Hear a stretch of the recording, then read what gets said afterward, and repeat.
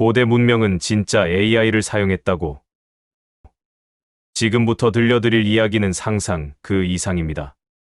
2000년 전 화산재에 묻혀있던 고대 두루마리가 인공지능으로 해독되었고, 그 안에는 인간의 쾌락을 분석한 철학적 논문이 담겨 있었습니다. 더 놀라운 건 이 두루마리를 해독한 기술이 단순한 번역기가 아니라 고대 문명의 사고방식을 복원해낸 AI였다는 점입니다. 고대 문명은 단순한 돌과 흙의 유산이 아니라 우리가 잊고 있던 기술의 흔적을 품고 있었으며, 그 흔적은 지금의 인공지능과 놀라울 정도로 닮아 있습니다. 이 내용은 국제학술지 네이처와 동아사이언스, 그리고 다수의 고고학 전문 매체에서 보도된 실제 사례를 기반으로 구성되었습니다. 고대 문명이 인공지능을 사용했다는 주장은 처음 들으면 황당하게 느껴질 수 있습니다. 하지만 최근 고고학과 인공지능 기술이 결합되면서 우리가 알고 있던 고대의 모습이 완전히 뒤바뀌고 있습니다. 과거에는 유적을 발굴하고 유물을 해석하는 데 수십 년이 걸렸지만, 이제는 AI가 수천 장의 위성 이미지와 고고학 데이터를 분석해 눈으로는 절대 찾을 수 없는 유적지를 탐지하고 깨진 유물의 원형을 복원하며 해독 불가능하던 고대 언어까지 해석하고 있습니다. 예를 들어 페루의 나스카 지역에서는 AI가 위성 사진을 분석해 기존 연구자들이 놓쳤던 새로운 지상화를 발견했고, 이는 학계에서도 큰 반향을 일으켰습니다. 또 다른 사례로는 바빌로니아 점토판의 쇠기 문자를 AI가 학습하여 연구자들이 수십 년간 해석하지 못했던 구문을 밝혀낸 일이 있으며, 이는 고대 사회의 구조와 생활을 이해하는 데 결정적인 역할을 했습니다. 이러한 기술은 단순한 편의성을 넘어서 고대 문명 자체가 고도의 알고리즘적 사고를 기반으로 설계되었을 가능성을 제기합니다. 예를 들어 마야 문명은 천문학적 기준에 따라 도시를 배치했고, 로마 제국은 방사형 도로망과 중심 광장을 갖춘 도시 계획을 선호했습니다. 이러한 반복적 패턴은 AI가 수천 장의 위성 이미지에서 식별할 수 있으며, 실제로 영국 UCL 연구진은 머신러닝 알고리즘을 사용해 이집트 상부 지역에서 지하에 매장된 구조물의 가능성을 식별했고, 발굴 결과와의 비교해서 90% 이상의 정확도를 기록했습니다. 이 분석은 색상 변화, 지형 고도, 주변 식생 밀도 등을 기반으로 훈련된 AI 모델을 통해 이루어졌으며, 인간 연구자가 수작업으로 판독할 경우 수개월이 걸릴 작업을 단 몇 시간 만에 완료하였습니다. 또한 AI는 고대 유물의 형태를 인식하고 복원하는 데도 활용되고 있습니다. 깨진 도자기나 훼손된 조각상은 복원에 긴 시간이 필요하지만, AI는 수많은 유물 데이터를 학습해 부족한 부분을 예측하고 원래의 형태를 가상 공간에서 재현합니다. 유럽의 일부 박물관에서는 이 기술을 도입해 관람객이 마치 고대 유적을 눈앞에서 보는 듯한 체험을 할 수 있도록 하고 있으며, 이는 단순한 전시를 넘어 고대 문명의 복원이라는 새로운 패러다임을 열고 있습니다. 가장 충격적인 사례 중 하나는 2024년 베수비오 화산 폭발로 손상된 헤르쿨라네움 두루마리를 AI가 해독한 사건입니다. 이 두루마리는 2000년 전 폼페이 인근에서 발견된 것으로, 화산재에 덮여 탄화된 상태였기 때문에 기존 방법으로는 열어볼 수 없었습니다. 하지만 미국 켄터키대 교수팀은 두루마리를 컴퓨터 단층 촬영으로 스캔한 뒤 AI를 학습시켜 잉크가 있는 부분을 식별하고 내용을 복원하는 데 성공했습니다. 그 결과 두루마리에는 감각에서 나오는 쾌락의 원천을 찾는 철학적 내용이 담겨 있었으며, 이는 고대 그리스 철학자 에피쿠로스를 추종했던 학자 필로데무스의 도서관 장서로 추정되었습니다. 이 해독 작업은 베수비오 챌린지라는 국제 대회에서 진행되었으며, 우승한 학생 연구팀은 상금 $700,000를 수상했습니다.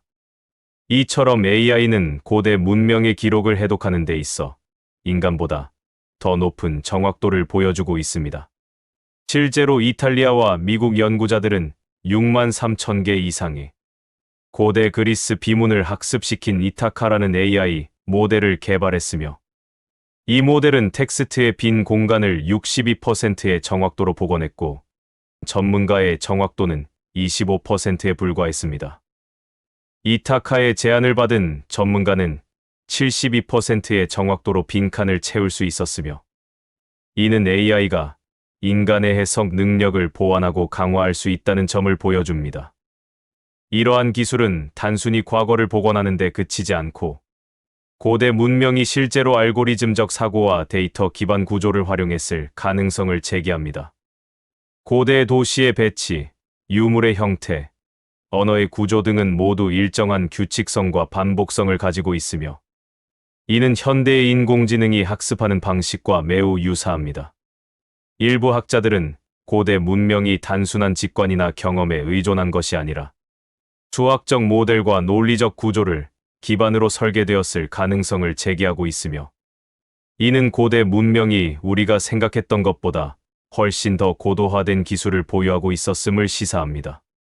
물론 이러한 주장에 대해 회의적인 시각도 존재합니다. AI가 복원하거나 해석한 결과가 반드시 실제 역사와 일치한다고 단정할 수는 없으며 문화적 맥락이나 인간의 직관이 필요한 부분에서는 여전히 한계가 존재합니다. 하지만 전문가들은 AI가 고고하게 보조 도구를 넘어서 공동 연구자로 기능하고 있다고 평가하며 앞으로의 고고학은 필드워크와 데이터워크가 병행되는 시대가 될 것이라고 전망하고 있습니다. 오늘의 영상 속 내용에 대한 전문가들의 견해는 이와 같습니다. 고대 문명이 인공지능과 유사한 사고 체계를 활용했을 가능성은 최근 고고학과 디지털 인문학의 융합 연구를 통해 점차 구체화되고 있으며 단순히 현대 기술로 과거를 해석하는 수준을 넘어 고대 사회 자체가 알고리즘적 사고와 정보 처리 능력을 갖추고 있었을 수 있다는 분석이 제기되고 있습니다. 특히 도시 배치, 천문 관측, 건축 구조 등에서 반복성과 최적화가 발견되는 사례들은 고대 문명이 직관이 아닌 체계적 계산을 기반으로 사회를 운영했을 가능성을 시사하며 이는 현대 인공지능이 사용하는 패턴 인식과 유사한 방식으로 해석될 수 있습니다. 예를 들어 고대 이집트의 피라미드 배열은 단순한 상징이 아니라 별자리와 지리적 정렬을 고려한 정밀한 설계로 분석되고 있으며 이는 천문학적 데이터와 수학적 비율을 기반으로 한 고도의 정보 처리 결과로 평가받고 있습니다. 또한 고대 인더스 문명에서 발견된 도장과 기호 체계는 언어적 기능 외에도 물류와 재고 관리의 역할을 했을 가능성이 제기되며 이는 데이터 기록과 분류라는 현대 정보 시스템의 기본 원리와 유사하다는 점에서 주목받고 있습니다. 전문가들은 이러한 정황들이 단순한 우연이 아니라 고대 문명이 특정 목적을 위해 정보를 수집, 분석, 활용하는 능력을 갖추고 있었음을 보여주는 증거로 보고 있으며 이는 인공지능의 원형적 형태가 이미 수천 년 전부터 인간 문명 속에 존재했을 수 있다는 가능성을 열어줍니다. 물론 당시 기술이 현대의 AI처럼 디지털화된 형태는 아니었지만 사고 방식과 구조적 접근은 놀라울 정도로 유사하다는 점에서 고대 문명에 대한 새로운 해석의 장을 열고 있습니다. 결국 고대 문명과 미래 기술이 만나는 그 지점에서 인류는 과거를 되살리고 또 다른 문명을 향해 나아가게 될 것입니다. 우리가 잊고 있던 기술의 흔적은 단지 돌과 흙 속에 묻혀 있는 것이 아니라 알고리즘과 데이터 속에 살아 숨쉬고 있으며 인공지능은 그 흔적을 되살리는 열쇠가 되고 있습니다. 오늘의 영상은 어떠셨나요? 댓글로 좋은 의견을 부탁드리고 더 많은 미스터리를 원하신다면 구독과 좋아요, 알림 설정으로 함께해 주십시오. 지금까지 미스테리함 채널이었습니다. 감사합니다. 2025년 을사년 하반기 한반도 대변화의 시작인가? 1905년 나라를 빼앗겼습니다. 1965년 국민이 거리로 쏟아졌습니다. 그리고 지금 2025년 하반기 또다시 을사년이 돌아왔습니다. 예언자들은 말합니다. 푸른 뱀이 고개를 들면 한반도는 뒤집힌다. 그날은 이미 정해져 있다고 합니다. 우리는 지금 그 문턱에 서 있습니다. 안녕하세요, 시청자 여러분. 오늘도 미스테리함 채널에 오신 것을 환영합니다. 지금은 2025년 하반기, 한 해가 거의 끝나가는 이 시점입니다. 그런데 이 해가 단순한 해가 아니라 역사적으로 반복되는 불길한 상징이라는 사실 알고 계셨나요? 오늘은 대한민국의 운명을 뒤흔들 수 있는 충격적인 예언 하나를 소개해 드리겠습니다. 바로 2025년 을사년입니다. 이 해는 단순한 한 해가 아니라 예언자들이 입을 모아 말하는 대변화의 시작점입니다. 오늘 영상에서는 을사년이 왜 그렇게 위험한 해로 여겨지는지, 그리고 실제로 어떤 예언들이 존재하는지, 그 예언들이 현실과 어떻게 맞물리는지를 구체적으로 살펴보겠습니다. 먼저 을사년이라는 해 자체가 갖는 상징성을 살펴보겠습니다. 1905년 을사년, 대한제국은 일본과 을사늑약을 체결하며 외교권을 박탈당했고, 이는 일제강점기의 서막이었습니다. 그로부터 정확히 60년 뒤인 1965년 을사년, 박정희 정권은 한일협정을 체결했고, 국민들은 분노하며 거리로 나섰습니다. 6.3 시위와 계엄령이 전국을 뒤덮었고, 사회는 극심한 혼란에 빠졌습니다. 두 번의 을사년 모두 대한민국의 주권과 정체성이 흔들린 해였습니다. 그리고 다시 돌아온 2025년, 예언자들은 이 해를 푸른 뱀의 해라 부르며 한반도의 국운이 뒤바뀌는 시점이라고 말합니다. 동양명리학에서는 을사년을 후천시대의 시작점으로 봅니다.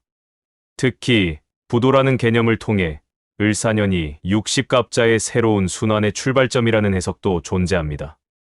이는 단순한 운세를 넘어 정치, 경제, 사회 전반에 걸친 변화를 암시합니다.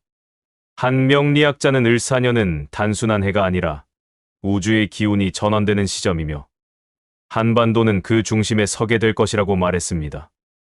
두 번째로 주목할 예언은 북한 체제의 급격한 변화입니다. 한 예언가는 2025년 중반 이후 북한 내부에서 지도부 교체 혹은 급작스러운 붕괴가 일어날 수 있다고 주장했습니다. 이 예언은 최근 북한 내부의 경제난과 식량난, 그리고 권력 승계 문제와 맞물려 일부 전문가들 사이에서도 가능성 있는 시나리오로 거론되고 있습니다.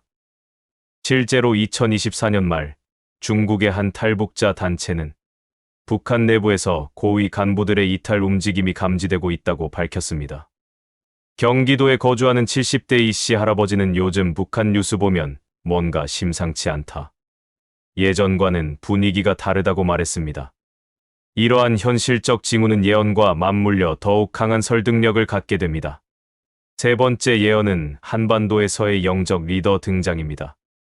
임사 체험을 했다는 여러 명의 증언에 따르면 2025년을 기점으로 한반도의 새로운 시대를 여는 빛의 인물이 등장한다고 합니다. 이 인물은 정치인이 아닌 정신적 지도자이며 국민의 의식을 일깨우고 새로운 질서를 이끌 상징적 존재라고 합니다. 서울에 거주하는 60대 박 씨는 요즘 사람들 마음이 너무 지쳐 있다. 누군가가 정신적으로 이끌어줄 사람이 필요하다고 말했습니다. 이러한 예언은 종교적 색채가 강하지만 놀라운 건 서로 다른 체험자들이 비슷한 시기와 비슷한 메시지를 공통적으로 말하고 있다는 점입니다. 네 번째 예언은 한반도에서 시작되는 지각 변동입니다. 일부 예언자들은 2025년 이후 백두산 인근에서 지각 활동이 활발해지며 지진이나 화산 활동이 본격화될 수 있다고 경고합니다. 이 예언은 과학계에서도 부분적으로 주목받고 있습니다. 실제로 백두산은 지난 수년간 지하 마그마의 움직임이 감지되었고 중국과 북한은 공동으로 감시 체계를 운영 중입니다. 강원도 영월에 거주하는 50대 김 씨는 백두산이 터지면 우리도 무사하지 못할 거다. 예언이든 과학이든 대비는 해야 한다고 말했습니다. 다섯 번째 예언은 대한민국의 정치 지형이 완전히 뒤바뀐다는 주장입니다. 2025년을 기점으로 기존의 양당 체제가 붕괴되고 전혀 새로운 정치 세력이 등장한다는 예언입니다. 이 예언은 2024년 총선 이후 급격히 요동치는 정치 지형과 맞물려 일부 시청자들에게 강한 공감을 얻고 있습니다. 서울에 거주하는 40대 직장인 김 씨는 기존 정치에 대한 불신이 너무 커져서 새로운 인물이 나오면 지지할 준비가 되어 있다고 밝혔습니다. 이처럼 예언은 단순한 상상이 아니라 현실의 흐름과 맞물릴 때 더 큰 파장을 일으킵니다. 여섯 번째 예언은 한반도에서 시작되는 세계적 전환의 신호입니다. 한 예언가는 2025년 이후 한반도에서 일어나는 변화가 전 세계 질서에 영향을 줄 것이라고 말했습니다. 이는 단순히 한 나라의 변화가 아니라 지정학적 균형의 중심축이 이동하는 역사적 전환점이 될 수 있다는 주장입니다. 역사적으로도 한반도는 동북아의 중심에서 수많은 전쟁과 평화의 무대가 되어 왔습니다. 그렇다면 2025년 을사년은 정말 한반도의 대변화가 시작되는 해일까요? 예언은 예언일 뿐이지만 놀라운 건 이처럼 다양한 출처에서 비슷한 시기를 지목하고 있다는 사실입니다. 그리고 그 시점이 바로 지금 2025년 하반기라는 점에서 우리는 이 예언들을 그저 흘려보낼 수만은 없을지도 모릅니다. 2025년 을사년을 둘러싼 예언적 해석과 사회적 반응에 대해 전문가들은 다양한 관점에서 분석을 내놓고 있습니다. 역사사회학자 정윤석 교수는 을사년이라는 특정 연도가 반복적으로 국가적 격변과 연결된다는 점에 대해 우연의 반복이 아닌 사회, 구조적 긴장과 외부 요인의 교차점이 특정 시기에 집중되는 현상일 수 있다고 설명하며 단순한 미신이나 예언으로 치부하기보다는 시대적 맥락을 함께 고려해야 한다고 강조합니다. 특히 그는 을사년이라는 이름 자체가 국민 정서에 각인된 상징이기 때문에 그 해에 대한 불안감이 사회적 예민함을 증폭시키는 역할을 한다고 덧붙였습니다. 한편 미래학자 이지훈 박사는 2025년 하반기라는 시점에 주목하며 지금은 기술, 정치, 기후, 국제 질서 등 모든 분야에서 전환점이 겹치는 시기라며 예언이 아니라도 변화는 이미 시작되고 있으며 그 흐름을 읽는 것이 중요하다고 말합니다. 그는 특히 한반도가 지정학적으로 미중 갈등의 중심에 위치해 있다는 점에서 외부 압력에 따른 급격한 정책 변화나 사회적 충격이 발생할 가능성은 충분히 존재한다고 분석했습니다.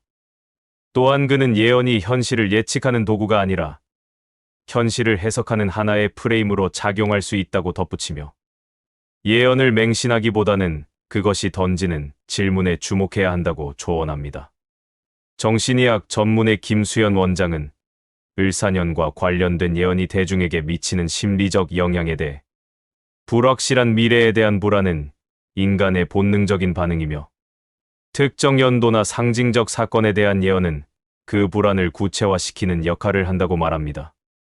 그는 특히 사회적 불안이 클수록 예언적 콘텐츠에 대한 대중의 반응은 과잉되기 쉽고 이는 집단적 공포나 음모론으로 확산될 위험도 있다고 경고합니다. 따라서 그는 예언을 접할 때는 그것이 개인의 삶에 어떤 영향을 미치는지를 냉정하게 판단하고 불안에 휘둘리지 않도록 심리적 균형을 유지하는 것이 중요하다고 강조합니다. 결국 전문가들은 공통적으로 예언 자체의 진위 여부보다는 그것이 사회에 미치는 영향과 해석의 방식에 주목해야 한다고 말합니다. 예언은 때로는 경고로, 때로는 위안으로 작용하지만 그 중심에는 늘 인간의 불안과 기대가 자리하고 있습니다. 2025년 을사년이라는 상징적 시점이 우리에게 던지는 질문은 단순히 무슨 일이 일어날까가 아니라 우리는 그 변화에 어떻게 준비되어 있는가일지도 모릅니다. 오늘의 영상은 어떠셨나요? 댓글로 좋은 의견을 부탁드리고 더 많은 미스터리를 원하신다면 구독과 좋아요, 알림 설정으로 함께해 주십시오. 지금까지 미스테리함 채널이었습니다. 감사합니다. 최초 공개, 여성 예언 사역자의 놀라운 예언.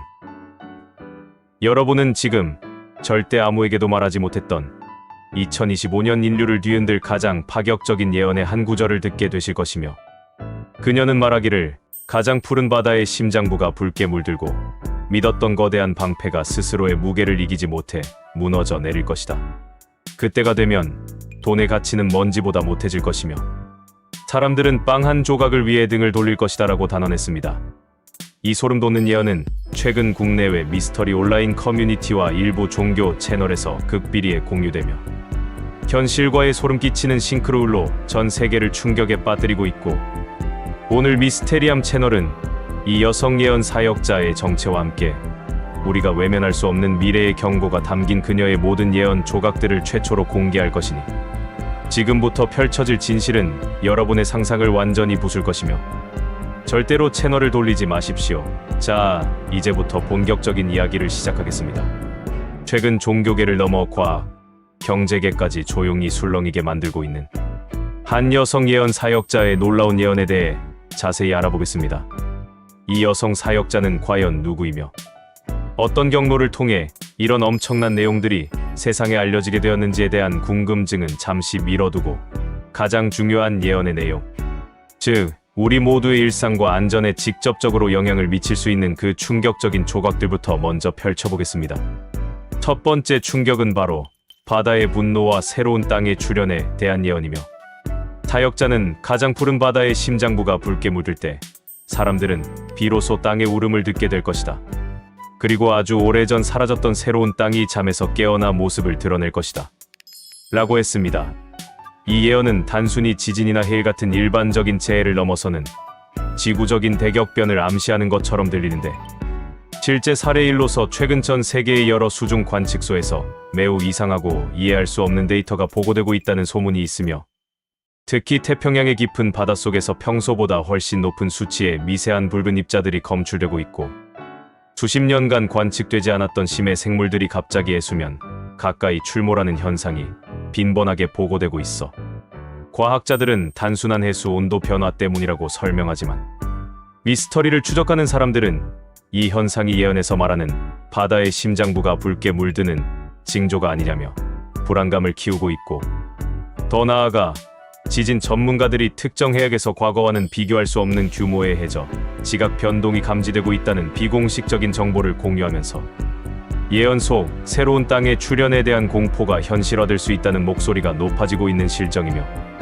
마치 아틀란티스 대륙이 다시 떠오르는 듯한 상상조차 할 수 없는 일이 벌어질지도 모른다는 것이며, 이 예언은 우리가 사는 지구의 기초가 흔들리고 있음을 경고하는 것처럼 보이고, 또한 이 바다의 분노는 단순한 지각 변동을 넘어 해양을 기반으로 살아가는 수많은 인류의 생존권을 직접적으로 위협할 것이며, 특히 해안가에 밀집된 대도시들이 이 예언의 가장 큰 희생양이 될 것이라는 섬뜩한 해석도 뒤따르고 있고, 사역자는 이어서 바다가 붉어질 때 하늘은 침묵할 것이다 라고 덧붙였는데, 이는 재난의 규모가 너무 커서 인간의 기술이나 과학으로는 감지하거나 예측할 수 없는 초자연적인 영역의 재앙임을 암시하는 듯하여 더욱 공포감을 조성하고 있으며, 이 예언이 단순히 미신이 아니라고 믿는 사람들은 이미 해안가 지역에서 내륙으로의 조용한 이주를 준비하고 있다는 미확인 정보까지 온라인을 떠돌고 있으니, 우리는 이 경고를 과연 외면할 수 있을까요?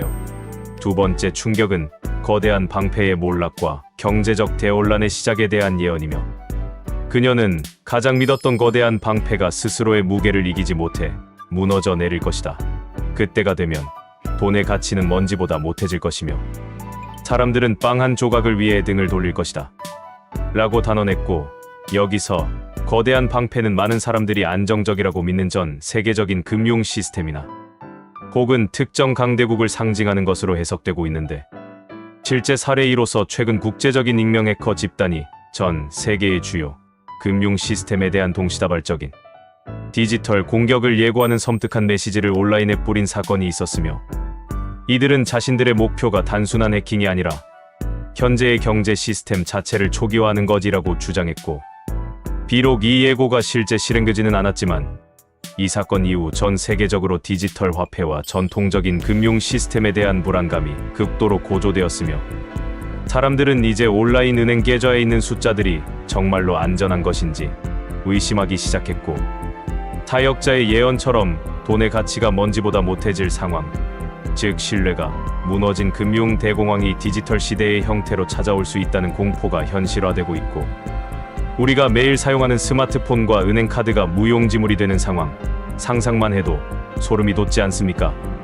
이 예언은 우리에게 보이지 않는 것에 대한 맹목적인 신뢰가 얼마나 위험할 수 있는지 경고하고 있으며, 이 경제적 혼란은 단순히 주식 시장이 폭락하는 수준을 넘어 사회 전체의 유통망과 물류 시스템을 마비시키는 결과를 초래할 것이라고 사역자는 덧붙였는데, 즉 돈이 있어도 물건을 살 수 없는 근본적인 생존 자체가 위협받는 상황이 도래할 것이라는 경고이며, 특히 그녀는 종이 조각을 쌓아 올린 탑이 무너질 때 사람들은 비로소 진짜 가치를 깨닫게 될 것이다 라고 말했는데, 이는 실물 자산이나 공동체의 연대 같은 눈에 보이는 실제적인 가치만이 살아남는 시대가 온다는 것을 의미하는 듯하여, 이 예언에 주목하는 많은 사람들이 이미 금이나 식량 같은 실물을 비축하고 있다는 이야기가 들려오고 있으니 단순한 미스터리를 넘어 생존 전략이 필요한 시점인 것처럼 느껴지고, 이 모든 것은 우리가 쉽게 돈을 버는 방식에 대한 경고일 수도 있으며, 세 번째 충격은 거울 속의 얼굴과 대규모 인간성 상실의 시대에 관한 예언입니다. 사역자는 거울 속에 비친 자기 자신의 얼굴이 가장 무서운 적이 될 것이다. 사람들은 옆 사람의 고통을 보지 못하고 오직 자신의 생존만을 위해 달려들 것이다.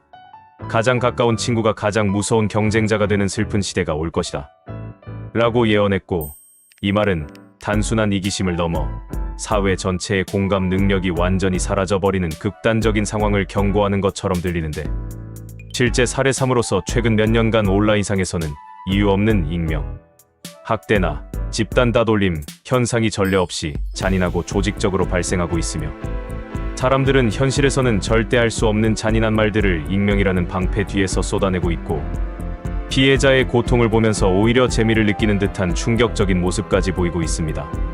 마치 사역자의 예언처럼 거울 속의 얼굴, 즉 자기 자신의 이익과 재미만을 위해 다른 사람의 삶을 파괴하는 행위가 일상화되고 있는 것이며, 특히나 익명으로 운영되는 온라인 커뮤니티에서는 서로를 헐뜯고 비난하며 작은 이익을 위해 맹렬히 싸우는 모습이 너무나 흔해졌는데, 우리는 이 예언을 통해 외부의 재난보다 더 무서운 것은 바로 우리 마음속에 숨어있는 어둠이라는 것을 깨닫게 되고, 가장 큰 재앙은 바로 인간성 상실일지도 모른다는 경각심을 가지게 되는데, 사역자는 이 예언을 설명하며 가장 큰 배신은 외부에서 오는 것이 아니라 우리가 서로에게서 눈을 돌릴 때 시작된다고 말했고, 이는 극한의 상황에서 생존을 위해 가족이나 친구마저 배신하는 비극적인 상황이 벌어질 수 있음을 암시하며, 이 예언이 현실이 되는 것을 막기 위해 우리가 지금부터라도 서로를 배려하고 작은 것부터 나누는 연습이 필요하다는 메시지를 던져주고 있는데, 이러한 인간성 상실은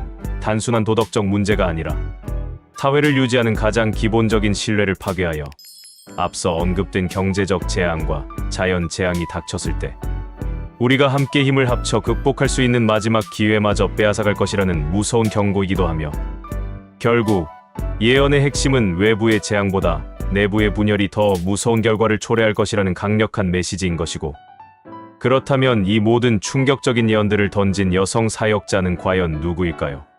그녀는 스스로를 예언자라고 칭하지 않았으며 다만 경고를 전하는 메신저라고만 말했을 뿐이고, 그녀의 예언이 담긴 문건들이 처음 유출된 경로는 매우 복잡하여 처음에는 기독교계 내부의 소규모 그룹에서만 공유되던 것이 암호화된 해외 미스터리 포럼으로 퍼져나갔고, 그곳에서 충격적인 현실 일치 사례들이 발견되면서 전 세계로 확산되기 시작했는데, 중요한 것은 이 예언들이 우리에게 숙명으로 받아들이라고 강요하지 않는다는 점이며, 오히려 그녀는 예언의 마지막 부분에서 경고를 들었을 때 돌아서서 행동하는 자에게는 새로운 길이 열릴 것이다 라는 희망의 메시지를 남겼고, 예언은 두려워하라고 있는 것이 아니라 우리가 현재의 잘못된 길을 바꾸도록 촉구하는 나침반과 같은 역할을 하는 것일 수 있으며, 우리가 지금부터라도 지구를 사랑하고 서로를 믿으며 돈보다 중요한 가치를 찾는다면 이 무서운 예언들은 단순한 헛소문으로 끝날 수도 있다는 희망의 여지를 그녀는 남겨둔 것이니, 결국 미래는 정해져 있는 것이 아니라 바로 지금 우리가 어떤 선택을 하느냐에 달려 있는 것이며, 그녀의 예언은 단순히 미래를 맞추려는 행위가 아니라 우리 모두가 정신 차리고 더 나은 세상을 만들도록 깨우치는 강력한 경종인 것입니다. 우리는 이 예언을 무시해서는 안 되며 가장 쉬운 것부터 실천해야 합니다. 옆 사람에게 따뜻한 말 한마디 건네는 것, 작은 일이라도 정직하게 행동하는 것, 바로 그 작은 행동들이 거대한 예언의 흐름을 바꿀 수 있는 첫걸음이 될 수 있으니, 이 여성 예언 사역자의 놀라운 예언들을 살펴보면서 바다의 분노, 돈의 몰락, 그리고 인간성의 상실이라는 세 가지 거대한 경고는 우리에게 매우 명확한 메시지를 전달하고 있고, 우리가 지금처럼 자연을 함부로 대하고 오직 물질적인 가치만을 쫓으며 서로를 경쟁자로만 여긴다면 이 예언은 무서운 현실이 될 것이지만, 우리가 이 경고를 듣고 마음을 모은다면 최악의 시나리오는 피할 수 있을지도 모릅니다. 미스터리 채널의 시청자 여러분, 부디 오늘 들으신 내용들을 가볍게 넘기지 마시고 주변 사람들과 함께 이 예언의 의미에 대해 깊이 생각해보는 시간을 가지시기를 바라며, 오늘의 영상은 어떠셨나요? 댓글로 좋은 의견을 부탁드리고, 더 많은 미스터리를 원하신다면 구독과 좋아요, 알림 설정으로 함께해 주십시오. 지금까지 미스테리함 채널이었습니다. 감사합니다. 외계인이 지구를 침략하지 못하는 진짜 이유. 여러분은 외계인을 믿으십니까? 많은 사람들은 외계 생명체에 대해 회의적인 시선을 갖고 있지만, 과학자들은 오히려 그 존재 가능성을 매우 높게 보고 있으며, 우주에 우리만 존재한다면 그것은 엄청난 공간 낭비라는 말처럼 지금까지 발견된 수천억 개의 은하와 그 안에 수조 개의 별과 행성 중 지구와 유사한 환경을 가진 행성들이 존재할 가능성은 매우 높고, 실제로 여러 우주망원경을 통해 지구형 행성들이 다수 발견되었으며, 이처럼 광대한 우주 속에서 생명이 단 한 곳에만 존재한다고 보는 것은 오히려 비과학적인 시선일 수 있으며, 또한 페르미의 역설이라는 물리학적 질문은 이렇게 많은 별과 행성이 있다면 외계 문명은 어디에 있는가라는 의문을 던지며, 이는 외계 문명이 존재하지만 우리가 아직 그들을 발견하지 못했을 뿐이라는 논리적 추론으로 이어지고 있으며, 실제로 외계 문명이 지구를 관찰하고 있다는 가능성을 시사하는 사례들도 존재하는데, 1977년 포착된 와우 시그널, 2004년 조종사들이 촬영한 틱택 UFO 영상, 1980년 군인들이 목격한 랜들섬 숲 사건 등은 모두 외계 문명이 지구 근처에 접근했거나 관찰했을 가능성을 보여주며, 물론 아직까지 외계 생명체의 존재를 직접적으로 증명한 사례는 없지만, 과학은 늘 관측과 추론을 통해 진실에 다가가는 과정이며, 지금까지의 데이터와 논리만으로도 외계 생명체의 존재는 충분히 믿을 만한 가설이며, 결국 외계인을 믿는다는 것은 단순한 상상이 아니라 우리가 우주를 얼마나 이해하고 있는지에 대한 열린 자세를 갖는 것이며, 그 가능성은 과학적으로도 매우 높다고 할 수 있습니다. 외계인이 지구를 침략하지 못하는 진짜 이유는 지구가 이미 외계 문명의 관찰 대상이기 때문입니다. 그들은 우리를 침략하지 않는 것이 아니라 침략할 필요가 없다고 판단했을 가능성이 높습니다. 일부 학자들은 인류가 외계 문명에게 있어 위험한 존재로 분류되어 격리된 상태라고 주장합니다. MIT의 천문학자 존 볼은 이를 동물원 가설이라 부르며, 외계 문명이 우리를 감시하고 있지만 직접적인 접촉을 피하는 이유는 인간의 예측 불가능성과 파괴성 때문이라고 설명했습니다. 이 이론은 단순한 상상이 아니라 수많은 과학자들과 미스터리 연구자들 사이에서 진지하게 논의되고 있는 주제입니다. 실제로 외계 생명체의 존재를 믿는 사람들은 왜 그들이 지구를 침략하지 않는지에 대해 오랫동안 의문을 가져왔습니다. 그 중 가장 설득력 있는 설명 중 하나는 우리가 이미 감시당하고 있으며 그들은 우리를 실험 대상으로 보고 있다는 주장입니다.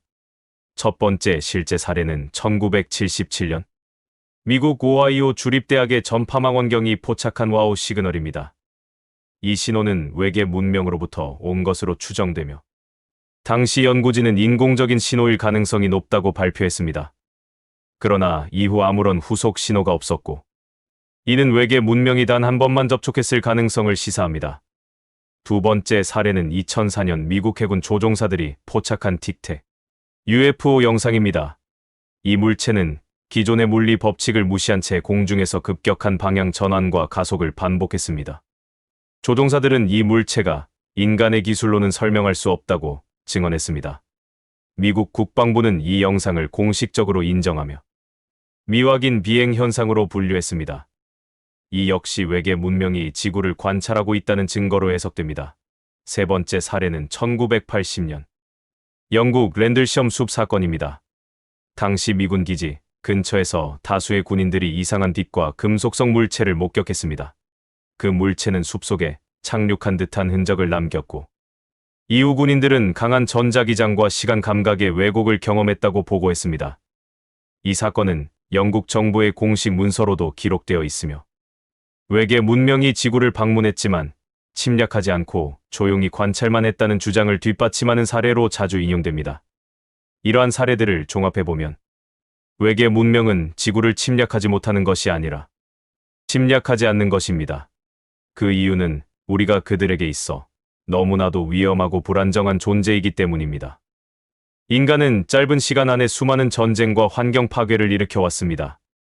핵무기와 생화학 무기까지 개발하며 자멸의 길을 걷고 있는 존재로 평가받고 있습니다.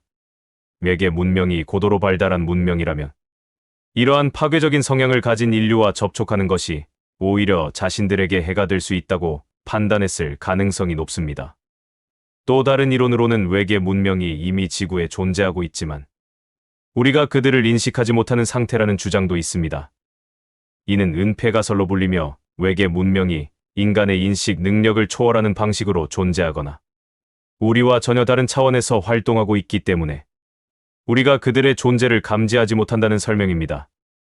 이와 관련된 흥미로운 사례로는 2016년 러시아의 천문학자들이 포착한 HD 164,595 별에서 온 강력한 전파 신호가 있습니다. 이 신호는 인공적인 것으로 추정되었지만 이후 원인을 밝히지 못했습니다. 일부 연구자들은 이 신호가 외계 문명이 지구를 향해 보낸 메시지일 수 있다고 주장했습니다.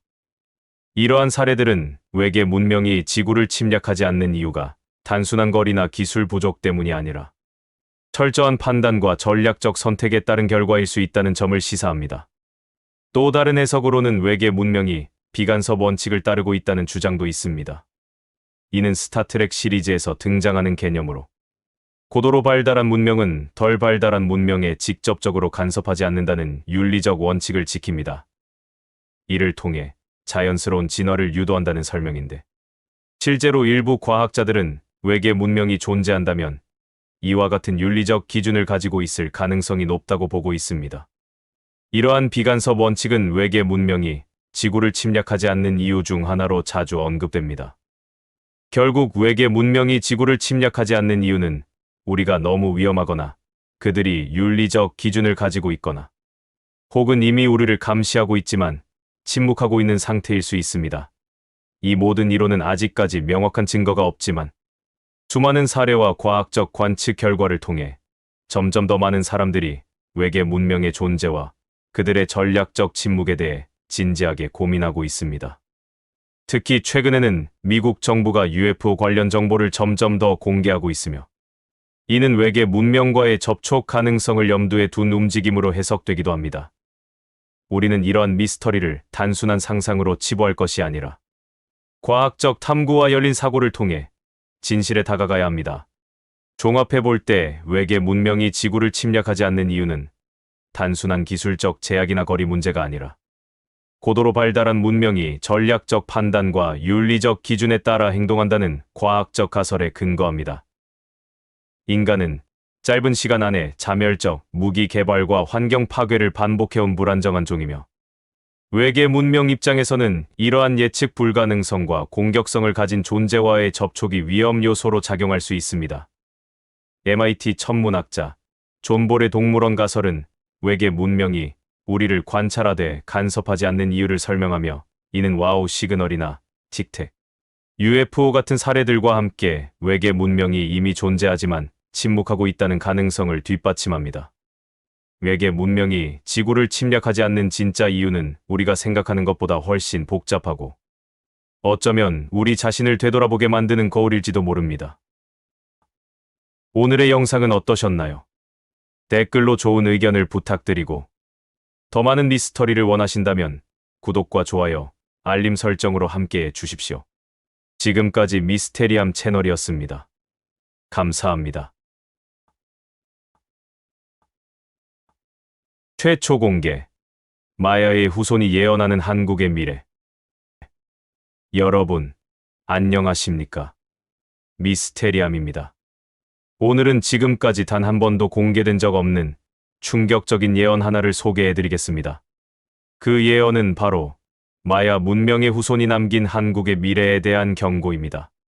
마야, 문명, 천문학, 수학, 건축, 예언술까지 지금도 전 세계 수많은 학자들이 연구하고 있는 고대 중남미의 신비한 문명이죠.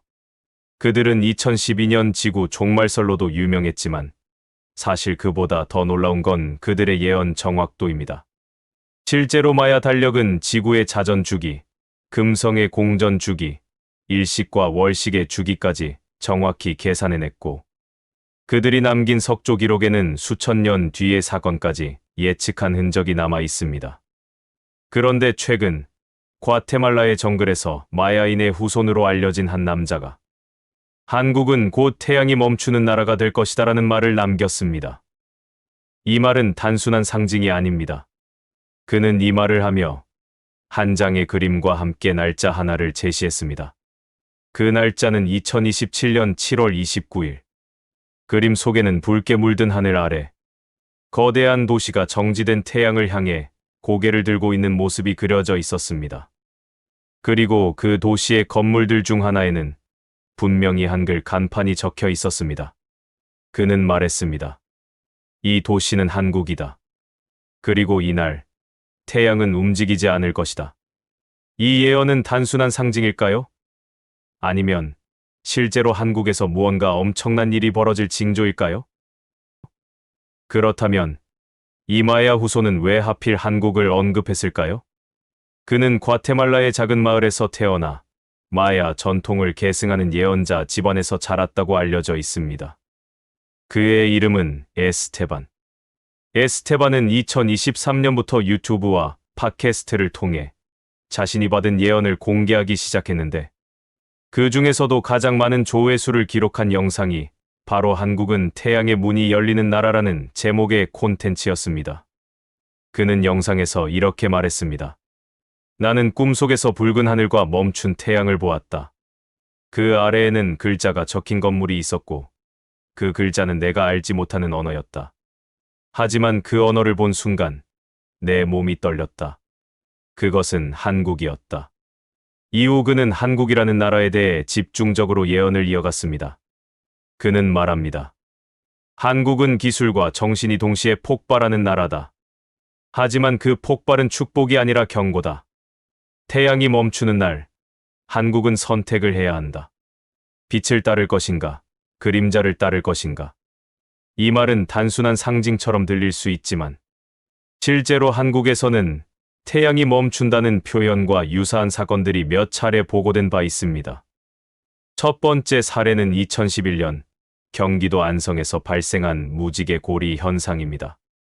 당시 수많은 시민들이 하늘에 떠 있는 태양 주변의 완벽한 원형의 무지개 고리를 목격했고 일부 주민들은 태양이 움직이지 않고 고정된 것처럼 보였다고 증언했습니다. 이 현상은 과학적으로는 광환 현상으로 설명되지만 마야 예언자들은 이를 태양의 정지 예고로 해석한다고 알려져 있습니다. 두 번째 사례는 2017년 제주도에서 촬영된 태양 반사 이상 현상입니다. 당시 한 사진작가는 일출을 촬영하던 중 태양이 수평선 위에서 약 3분간 움직이지 않고 정지된 듯한 모습을 포착했고 그 영상은 온라인 커뮤니티에서 큰 화제가 되었습니다. 이 역시 과학적으로는 대기 굴절과 착시로 설명되지만 에스테반은 이 영상을 보고 이것이 내가 본 장면과 가장 유사하다고 말했습니다. 세 번째 사례는 2022년 서울 강남에서 열린 한 예술 전시회에서 등장한 작품입니다. 작품의 제목은 멈춘 태양 아래의 도시. 작가는 한국인이었지만 작품 설명에는 이렇게 적혀 있었습니다. 이 도시는 선택을 앞두고 있다. 태양은 멈췄고 사람들은 그 아래에서 길을 잃었다. 놀랍게도 이 문장은 에스테반이 예언에서 사용한 문장과 거의 일치합니다. 이러한 사례들은 단순한 우연일까요? 아니면 마야의 후손이 말한 예언이 실제로 한국에서 서서히 현실화되고 있는 걸까요? 에스테반은 예언을 통해 한국이 정신적 전환점에 도달할 것이라고 말합니다. 그는 말합니다. 한국은 기술의 정점에 도달할 것이다. 하지만 그 기술은 인간을 위한 것이 아니라 인간을 시험하는 것이다. 태양이 멈추는 날, 한국은 기술과 영혼 사이에서 선택을 해야 한다. 이 말은 최근 한국에서 벌어지고 있는 몇 가지 흐름과도 맞닿아 있습니다. 예를 들어 AI 기술의 급속한 발전, 디지털 인간의 등장, 가상세계의 확장 등은 단순한 기술 진보를 넘어 인간의 정체성과 존재 방식 자체를 흔들고 있는 흐름입니다. 에스테반은 이 흐름을 태양의 정지로 상징합니다. 즉, 태양은 생명과 시간의 상징인데 그것이 멈춘다는 것은 시간이 멈추고 인간의 본질이 시험받는 순간이라는 뜻입니다. 그렇다면 2027년 7월 29일 그가 말한 그 날짜는 어떤 의미를 가질까요? 에스테반은 말합니다. 그날 한국은 하나의 문을 열게 될 것이다. 그 문은 보이지 않지만 모든 사람의 마음 속에 존재한다. 그 문을 열면 빛이 들어오고 닫으면 그림자가 퍼진다. 이 말은 마치 집단적 선택 혹은 국가적 전환점을 암시하는 듯합니다. 그리고 그 선택은 단순한 정치나 경제가 아니라 정신적, 문화적, 존재론적 선택일 수 있습니다. 에스테반은 예언의 마지막에서 이렇게 말했습니다. 태양의 문은 눈에 보이지 않는다. 그 문은 마음속에 있고 그 문을 여는 순간 모든 것이 바뀐다. 그는 한국이 그 문을 열 수 있는 나라라고 말합니다. 왜 하필 한국일까요? 에스테반은 한국을 이렇게 묘사합니다. 한국은 빛과 그림자가 동시에 존재하는 나라다. 기술은 세계 최고지만 사람들의 마음은 가장 깊은 어둠을 품고 있다. 그 균형이 깨지는 순간 태양은 멈춘다. 이 말은 단순한 상징이 아닙니다. 최근 한국 사회에서 벌어지고 있는 몇 가지 흐름은 이 예언과 놀라울 정도로 맞아떨어집니다. 첫 번째는 기술의 급속한 발전입니다. AI, 로봇, 가상현실, 디지털 휴먼 한국은 세계에서 가장 빠르게 기술을 받아들이고 가장 적극적으로 활용하는 나라 중 하나입니다.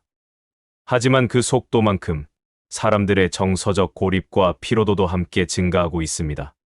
두 번째는 정신적 위기입니다. 한국은 OECD 국가 중 자살률 1위, 우울증 증가율 상위권을 기록하고 있습니다. 기술은 발전했지만 사람들의 마음은 점점 더 외로워지고 있다는 분석이 많습니다. 세 번째는 선택의 기로입니다.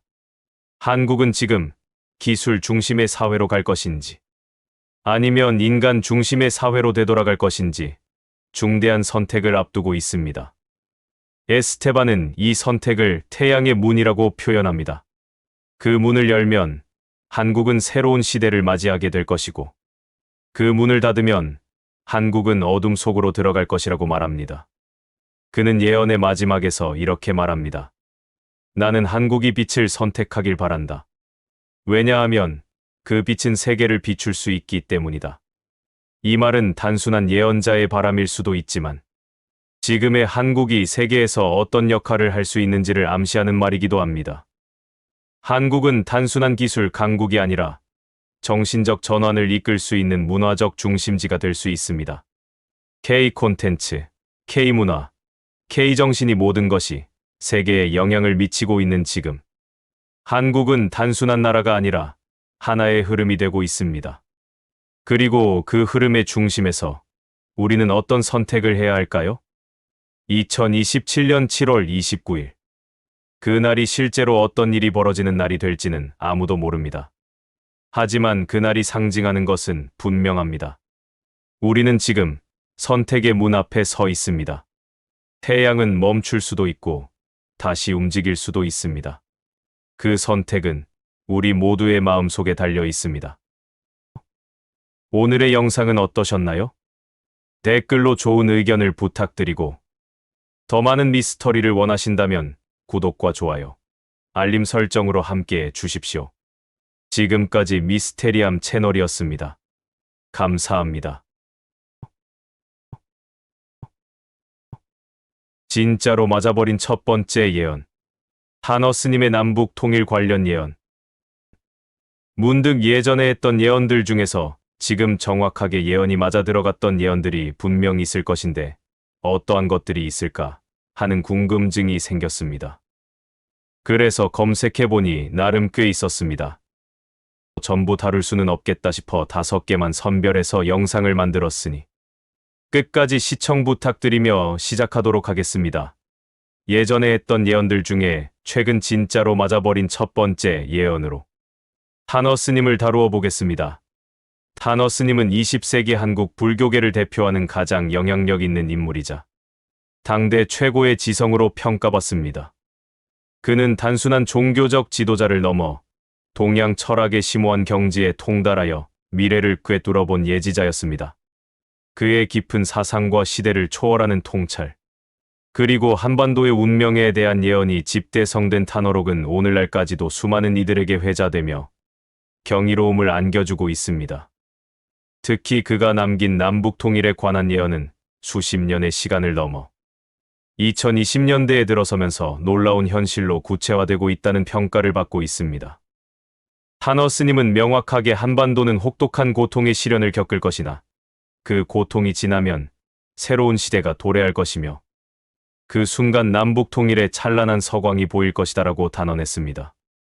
이 예언이 1970년대 한국 전쟁의 깊은 상흔과 남북 간의 극심한 대립이 최고조에 달했던 암울한 시기에 기록되었다는 사실은 당시 많은 사람들이 이를 허황된 이야기로 치부했던 이유를 짐작하게 합니다. 그러나 2020년대 중반에 접어들면서 이 예언은 마치 숨겨진 설계도처럼 현실의 굵직한 흐름과 정확히 맞물려가기 시작했습니다. 첫 번째 사례는 2023년 이후 남북 간의 군사적 긴장이 극적으로 완화되고 관계가 안정화되고 있다는 점입니다. 2022년까지 북한의 끊임없는 미사일 발사와 남한의 강경한 대응이 일상화되며 한반도는 언제 폭발할지 모르는 일촉즉발의 긴장 상태에 놓여 있었습니다. 하지만 2023년부터는 수면 아래에서 가동된 비공식 대화 채널이 복원되고 상호 간의 군사적 충돌 위험을 줄이기 위한 노력들이 이어지면서 양측의 관계가 서서히 안정기에 접어들었습니다. 특히 2024년에는 남북 공동으로 추진된 대규모 인도적 지원 사업과 스포츠, 문화 예술 교류가 성공적으로 재개되며 과거에 극심했던 대립 구도와는 확연히 다른 화해와 협력의 분위기가 형성되었습니다. 이는 타너스님이 말한 고통 이후의 서광이라는 표현과 놀라울 만큼 정확히 일치하는 징후로 통일의 기반이 되는 평화적 전환이 시작되었음을 강력하게 시사합니다. 두 번째 사례는 한국 사회 내부의 근본적인 변화입니다. 타너스님은 사회 구조적 측면에서도 깊은 통찰을 제시하며 기존에 견고했던 권력 구조가 무너지고 민중의 시대가 도래하여 새로운 질서가 한반도에 자리 잡을 것이다라고 예언했습니다. 실제로 2020년대 중반부터 한국에서는 정치적 양극화가 극심해지는 동시에 이에 대한 반작용으로 시민 중심의 능동적인 정치 참여가 폭발적으로 활발해지는 현상이 나타났습니다. 2025년 현재 기존 정치권을 향한 불신을 넘어 청년 정치인들과 강력한 시민단체들이 중심이 되어 투명하고 실용적인 새로운 정치 흐름을 만들어가고 있습니다. 이는 단순한 정권 교체를 넘어 과거의 권위주의적이고 폐쇄적인 구조를 완전히 넘어서는 근본적인 움직임으로 평가받고 있습니다. 이러한 변화는 정치적 흐름을 넘어 사회 전체의 가치관과 방향성, 즉 공정성, 투명성, 포용성 등을 새로운 기준으로 삼는 전환점으로 작용하고 있으며 이는 타너스님의 예언과 정확하게 맞물려 사회 질서의 대전환이 진행되고 있음을 보여줍니다. 세 번째 사례는 한국의 국제적 위상 변화입니다. 타너스님은 한국은 단순한 변방 국가를 넘어 세계의 중심이 될 것이며 인류의 새로운 시대를 여는 열쇠를 쥐게 될 것이다라고 밝혔습니다. 이 예언은 1970년대에 경제적으로 취약했던 한국의 현실에서는 감히 상상조차 할 수 없는 비현실적인 이야기였습니다. 그러나 2025년 현재 한국은 이 예언을 압도적인 현실로 증명하고 있습니다. 한국은 반도체, 배터리, 인공지능, 바이오 등 첨단 기술 분야에서 세계적인 영향력을 행사하는 글로벌 리더 국가로 자리매김했으며 문화적으로도 K 콘텐츠가 전 세계를 휩쓸며 소프트 파워의 정점을 찍고 있습니다. 더욱 주목할 만한 점은 UN, 세계은행, WHO 등 권위 있는 주요 국제기구의 핵심 고위직의 한국 출신 인사들이 전례 없이 다수 진출하여 국제사회의 규범과 가치를 설정하는 데 주도적인 역할을 수행하고 있다는 사실입니다. 이러한 흐름은 한국이 단순한 경제 강국을 넘어 세계적 가치와 방향을 제시하는 국가, 즉 타너스님이 말한 세계의 중심으로 부상하고 있다는 강력한 증거이며, 그의 예언이 단순한 종교적 상상을 넘어 시대를 꿰뚫은 통찰이었음을 입증하는 강력한 징표로 받아들여지고 있습니다. 이처럼 타너스님의 예언은 단순한 과거의 기록이나 우연이 아니라 시대를 꿰뚫는 철학적 통찰의 결정체였으며, 그가 말한 고통 이후의 서광은 바로 지금, 이 순간 우리 눈앞에서 거대한 현실로 펼쳐지고 있습니다. 물론 예언의 해석은 항상 열려 있으며 모든 것이 정확히 들어맞는다고 단정할 수는 없습니다. 하지만 수십 년 전에 기록된 문장이 남북 관계의 안정화, 사회 질서의 민주적 대전환, 그리고 국제적 위상 강화라는 세 가지 거대한 현실과 이토록 놀라운 일치를 보이고 있다는 사실은 결코 우연으로만 치부할 수 없습니다. 특히 타너록에 담긴 예언들은 단순히 정치적 사건을 예측하는 것을 넘어 인간의 삶과 사회의 근본적인 흐름, 그리고 인류 정신의 진화까지 포괄하고 있다는 점에서 더욱 깊고 철학적인 의미를 지닙니다. 타너스님은 단순한 예언가가 아니라 시대를 꿰뚫는 위대한 철학자였으며, 그의 말은 지금도 혼돈 속에서 방향을 찾는 많은 사람들에게 중요한 나침반이 되고 있습니다. 우리는 지금 그가 예언한 새로운 시대의 입구에 서 있습니다. 그리고 그 문을 열어젖히는 순간, 한반도는 고통과 분열을 넘어 새로운 운명과 마주하게 될 것입니다. 이 영상은 단순한 과거의 기록을 되짚는 것을 넘어 지금 우리가 살고 있는 이 현실을 다시 한번 깊이 바라보고 미래의 희망을 설계하게 만드는 중요한 계기가 될 것입니다. 타너스님의 남북 통일 예언은 단순한 미래 예측이 아니라 당대의 역사적 맥락과 불교적 세계관이 반영된 상징적 메시지로 해석되어야 한다는 것이 학계의 공통된 입장입니다. 불교학자들은 타너스님의 언급이 특정 사건을 예견한 것이 아니라 고통과 분열을 겪은 후 새로운 질서가 도래한다는 윤회적 사고를 바탕으로 한 철학적 통찰이라고 분석합니다. 정치학자들은 이 예언이 통일에 대한 대중의 심리적 열망을 반영한 상징적 언어로 이해되어야 하며, 이를 현실 정치에 직접 대입하는 것은 해석의 오류를 낳을 수 있다고 경고합니다. 역사학자들은 타너록이 기록된 1970년대가 한국 사회의 급격한 산업화와 냉전 체제 속에서 민족 정체성에 대한 불안이 고조되던 시기였음을 강조하며, 예언의 내용은 그 시대의 집단적 감정과 희망을 담은 문화적 산물로 평가합니다. 종교사회학자들은 타너스님의 예언이 단순한 종교적 텍스트를 넘어 한국 사회에서 반복적으로 회자되며 통일 담론을 자극하는 상징적 자원으로 기능하고 있다는 점에 주목하며, 이는 예언이 현실을 바꾸는 힘을 갖기보다는 현실을 해석하고 의미를 부여하는 방식으로 작용한다는 점에서 그 사회적 영향력을 인정할 수 있다고 설명합니다. 오늘의 영상은 어떠셨나요? 댓글로 좋은 의견을 부탁드리고, 더 많은 미스터리를 원하신다면 구독과 좋아요, 알림 설정으로 함께해 주십시오. 지금까지 미스테리함 채널이었습니다. 감사합니다. 진짜로 맞아버린 두 번째 예언. 바바반가의 동방 기술 강국 예언. 안녕하세요. 미스테리함 인사드립니다. 오늘은 진짜로 맞아버린 두 번째 예언을 소개해드리도록 하겠습니다. 첫 번째로 소개해드렸던 타너스님의 50년 전 예언이 현 시대에 정확하게 맞아떨어진 놀라운 예언을 소개해드렸는데, 오늘도 놀라운 예언을 소개해드리도록 하겠습니다. 갈칸의 여자 노스트라다무스로 꽤 유명한 예언가로 저희 채널에서도 많이 소개해드렸던 바바반가에 관한 예언입니다. 물론 많은 예언들이 정확하게 들어맞았다고는 하나, 후세의 그녀를 추종하는 세력들의 끼워 맞추기식이라는 말도 있었던 것도 사실이기에 오늘 소개해드리는 그녀의 예언 역시 여러분들이 알아서 판단하시리라 믿으며 바로 시작하도록 하겠습니다.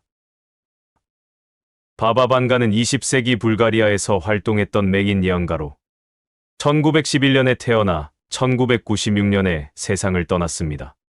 그녀는 어린 시절 태풍으로 인해 시력을 잃은 후 미래를 보는 능력을 얻었다고 알려져 있으며 생전에 수많은 사람들의 운명을 예언하고 조언을 해주며 유럽 전역에서 큰 명성을 얻었습니다.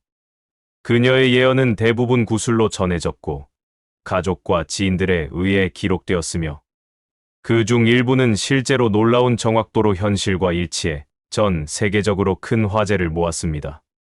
대표적으로 9.11 테러, 체르노빌 원전 사고, 브렉시트, 심지어 코로나19의 발생까지 예언했다고 알려져 있습니다. 그런데 그녀가 남긴 수많은 예언 중 지금 한국과 관련해 가장 주목받고 있는 것이 바로 동방의 작은 나라가 세계 기술의 중심이 될 것이라는 구절입니다. 이 말은 1980년대 그녀의 구술 기록에서 발견된 것으로 당시에는 일본이나 중국을 의미하는 것 아니냐는 해석이 많았습니다. 하지만 2020년대 중반에 들어서면서 이 예언의 주인공이 한국이라는 주장이 힘을 얻고 있으며 그 이유는 지금부터 말씀드릴 실제 사례들을 통해 확인하실 수 있습니다. 첫 번째 사례는 반도체 산업입니다.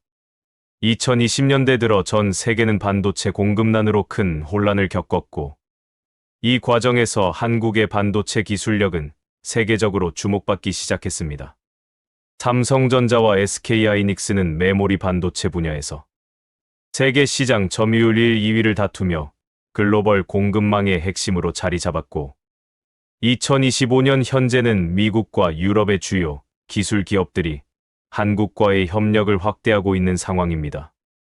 특히 미국은 자국 내 반도체 생산을 확대하기 위해 한국 기업의 대규모 투자를 유치하고 있으며 이는 한국이 단순한 제조국을 넘어 기술 전략의 중심 국가로 부상하고 있음을 보여주는 대표적인 사례입니다. 또한 한국은 반도체 소재와 장비 분야에서도 독자적인 기술력을 확보하며 일본과 대만 중심이던 공급망 구조를 재편하는 데 핵심적인 역할을 하고 있습니다. 두 번째 사례는 인공지능과 배터리 기술입니다. 한국은 2023년 이후 AI, 반도체 개발에 본격적으로 뛰어들며 자체적인 AI 칩을 상용화하는 데 성공했습니다. 이는 미국과 중국 중심이던 AI 기술 경쟁 구도에 균열을 낸 사건으로 평가받고 있으며 한국의 기술력이 단순한 추격자가 아닌 선도자로 전환되고 있다는 신호로 해석됩니다. 또한 전기차 배터리 분야에서도 LG에너지솔루션, 삼성 SDI, SK온 등 한국 기업들이 글로벌 시장을 주도하고 있으며 2025년 현재 세계 전기차 배터리의 절반 이상이 한국에서 생산되고 있습니다. 이러한 기술적 성과는 단순한 산업적 성공을 넘어 바바 반가가 말한 세계 기술의 중심이라는 표현과 놀라운 일치를 보이고 있습니다.